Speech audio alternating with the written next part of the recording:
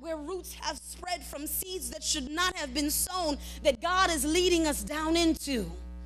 There are a lot of seeds that have been sown in the people of God that has made us and have gone deep down, that God is leading us into. There's a secret, a deep place that the Lord is leading us. Issues and things that seem to be repeating themselves, as the sister said. See, same issues but different manifestation. And God is trying to uproot these things from its foundation. He spent all weekend trying to expose and illuminate, and the Lord wants you to go deep with him. And it can be somewhat of a lonely process. I'll be honest with you. When God starts really going in those dark places, it can be a very lonely process.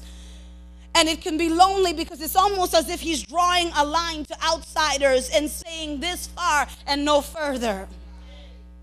This is something that only you and God need to do. This is something, although there are many people dying to help you and want to pray, let them pray. But there's a secret place that God is trying to take you and heal and uproot deep down inside of you.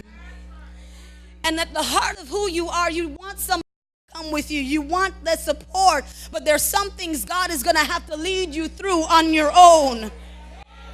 It's a secret place.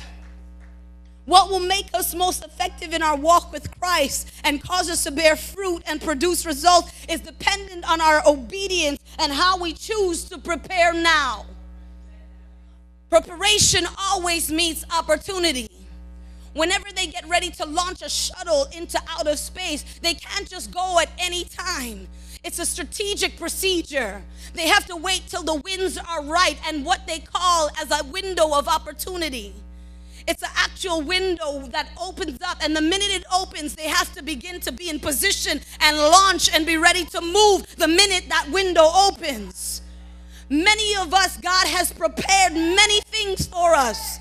The example I use is I have a 4-year-old godson, Minister Ruth's son, and I thought to myself, if I bought him a gift and the gift said ages 9 to 10, and he's 4 years old, and I get him this state-of-the-art Buzz Lightyear, he's going to take that thing, and when I see him taking it and smashing it all over the ground, I can't really get upset when he starts to take Buzz Lightyear's frame off his face and rip his arm out because he's 4 years old. The instructions clearly say ages 9 to 10. God has much to give to his people, individually and corporately, but he always says, I will never give the kingdom to a child. So he sees and he evaluates where we are.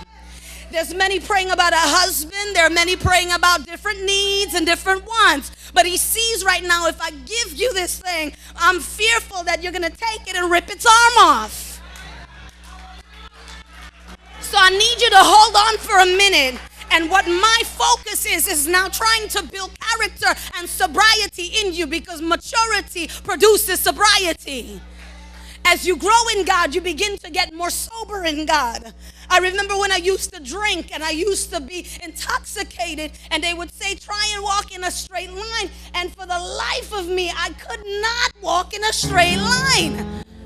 So you would try with all of your focused intent, as drunk as you are, and you in your mind think you could do this thing. But you start walking and the line just keeps moving all over the place. And you keep thinking, why can't I do this thing? And I'm walking and I can't walk in a straight line. That's because I'm up under the influence. When God says to them now in the New Testament, be not drunk with wine, but be drunk in the Spirit. What God is asking is that the sobriety that comes from him is a drunkenness in the Spirit. It means you're so intoxicated with him that you can't do what you want to do anymore. You're so up under the control of the Spirit that he guides your feet, and he says go left and he says go right. And when you come up under the unction and the influence of the Spirit, it's he that leads you and guides you. He wants you to be drunk in the Spirit, where your choices can no longer override the intoxication of his Spirit. It's a saturation, it's a character, it's the essence of who you are that he's trying to develop and mature